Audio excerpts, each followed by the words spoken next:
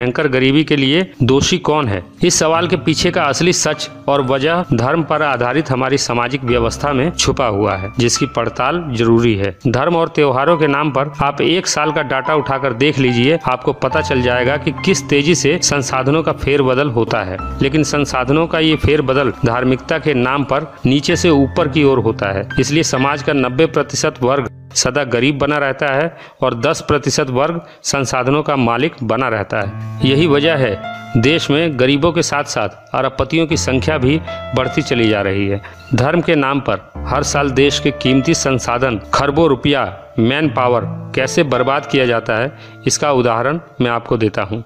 जनवरी से लेकर दिसंबर तक हर महीने कोई ना कोई धार्मिक त्योहार जरूर होता है, लेकिन हम बात करेंगे बड़े त्योहारों की, जो देश की बर्बादी के प्रमुख कारण हैं। इन्हीं त्योहारों में से एक है कुर्बानी का त्योहार, जिसमें धर्म के नाम पर करोड़ों बेजुबान जानवरों की हत्याएं की जाती हैं। देश में मुसलमानों की आबादी 20 करोड़ के आसपास है। अगर 20 करोड़ लोग मिलकर बकरीद के नाम पर एक दिन में 1 करोड़ पशुओं को भी मारते हैं तो यह कितनी बड़ी बर्बादी है। होली का त्योहार ऐसा ही एक त्योहार है जिसके नाम पर करोड़ों टन लकड़ियां स्वाहा कर दी जाती हैं। होली के बाद नवरात्रि के नाम पर 9 दिनों में भंडारा, जागरण और देवी पूजा के नाम पर संसाधनों की जबरदस्त बर्बादी तो होती ही है, साथ ही नवरात्रि के बाद बची हुई करोड़ों टन पूजा सामग्री नदियों और तालाबों को बर्बाद करती हैं।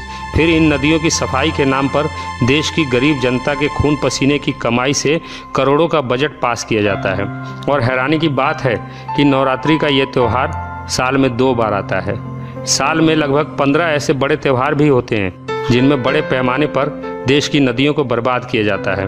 गणेश चतुर्थी, विश्वकर्मा पूजा, छठ पूजा जैसे त्योहारों के बाद तो नदियों और समुद्री किनारों का बुरा हाल कर दिया जाता है। इन सब के साथ हर साल कई रथ यात्राएं भी होती हैं। हर साल होने वाले 10 दिन के दशहरे में देश का कितना श्रम और संसाधन बर्बाद होता है, इसका अंदाजा आप इसी बात से लगा सकते हैं कि केवल दिल्ली की 15 रामलीला कमेटियों का 10 दिनों का बजट 1050 करोड़ से ऊपर है। दशहरे के आखिरी दिन रावण दहन के नाम पर संसाधनों में आग लगाकर जो प्रदूषण फैलाया जाता है, उसे और भयानक स्तर पर दिवाली का त्योहार पहुंचा देता है। एक दिन में अरबों खरबों रुपयों को पटाखे के नाम पर आग में झोंक दिया जाता है। संसाधनों की यह भयंकर बर्बादी घोर गरीबी को जन्म देने के लिए काफी है। काल्पनिक ईश्वर और उसकी नकली किताबों की झूठी कहानियों के नाम पर एक साल में लाखों करोड़ रुपयों को बर्बाद कर दिया जाता है। इस बर्बादी में संसाधनों का जो जबरदस्त फेरबदल होता है, उसके परिणाम स्वरूप समाज का शोषक वर्ग और ताकतवर होता जाता है और समाज का एक बड़ा वर्ग वंचित बना रहता है। इसलिए शोषक वर्ग ऐसी शोषणवादी धार्मिक व्यवस्था को स्थायी बनाए रखने के लिए बड़ा जतन करता है। लोगों में धार्मिकता बनी रहे, इसके लिए धर्म की कट्टरता पर जोर देता है। इसका परिणाम यह होता है कि धर्म के नशे में धुत लोगों की भीड़ हमेशा भीड़ बनी रहती है और भेड़ों की भीड़ से कभी समाज नहीं बनता, बल्कि समाज बनता है संवेदना, ज्ञान, सही और गलत की सामूहिक समझ और बेहतर भविष्य के निर्माण की ओर वैज्ञानिक दृष्टिकोण रखने से। इनमें से कोई भी तत्व आपको भेड़ों की इस भीड़ में दिखाई नहीं देगा। यही वजह है कि घोर गरीबी और अराजकता भरे माहौल में इंसानों की ये भीड़ भेड़ की तरह जीने की आदी हो चुकी है। भेड़ों की इस भीड़ को फर्क नहीं पड़ता कि कोई भूख से मरे या कोई कुपोषण से। देश पर विदेशी कर्जा बढ़ रहा है। आज के समय हमारे देश पर 32 लाख करोड़ का विदेशी कर्ज लदा हुआ है, जो हर साल 3 से 4 लाख करोड़ की दर से बढ़ता चला जा रहा है। इस भारी कर्ज का 1 महीने का ब्याज ही 22,000 करोड़ रुपए होता है। देश पर हर साल चढ़ने वाले इस भारी कर्ज का कारण है ईमानदारी से टैक्स नहीं भरने की लोगों की प्रवृत्ति और राजनेताओं, उद्योगपतियों और धर्मगुरुओं का भ्रष्टाचार।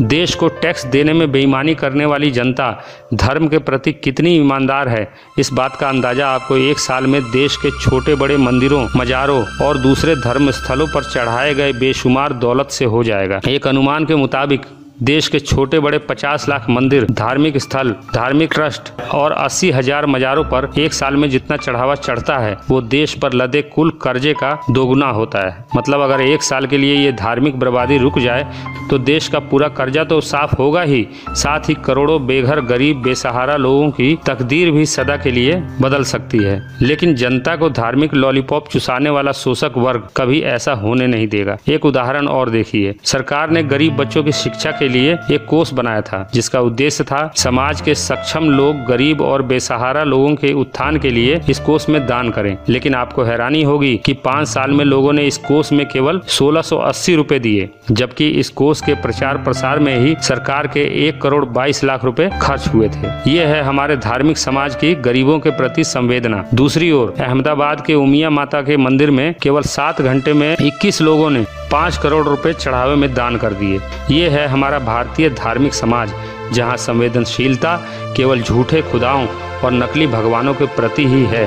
इंसानियत, प्रकृति और समाज के प्रति जनता की इस उदासीनता और बेरुखी की वजह क्या है? यहाँ गौर करने वाली बात यह है कि एक साल में लाखों करोड़ों रुपए के इस खेल से फायदा किसका होता है?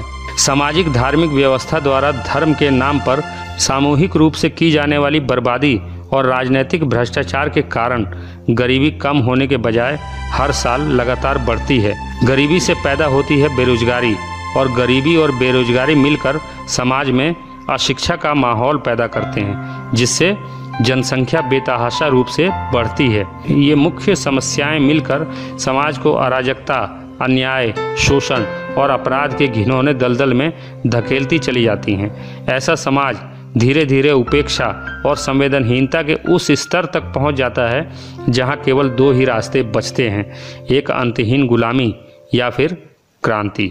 देश की नियति बदलने के लिए आज आवश्यकता है एक क्रांति की, जो इस पूरी व्यवस्था को ही उखाड़ फेंके और एक नई व्यवस्था का सृजन करे, जहां आम आदमी अपनी बुनियादी आवश्यकताओं के लिए सरकारी मदद की भीख मांगने के बजाय स्वावलंबी बने और तिरस्कारित, अपमानित जीवन जीने के बजाय स्वाभिमान से जिए। एक ऐसी व्यवस्था जिसमें कोई भूखा ना सोए, कोई बेघर ना रहे, कोई नंगा ना रहे, पृथ्वी के संसाधनों पर सभी का बराबर हक हो, कोई नीच ना रहे, कोई ऊंचा ना बने, कोई दानी ना रहे, कोई भिखारी ना बने, कोई सती ना हो, कोई वेश्या ना बने, दहेज के लिए कोई स्त्री जलाई ना जाए, कोई स्त्री होने के कारण सताई ना जाए, गर्भ में ही वो गिराई ना जाए, जहाँ गोत्र ना हो, जाति का बंधन ना हो, धर्म की कोई दीवार ना हो, जहाँ भगवान के आलिशान घर ना हो, आम आदमी बेघर ना हो, बेबस ना हो, जहाँ किसी परमेश्वर का सवाल ना हो, जहाँ ईश्वर के दलाल ना हो।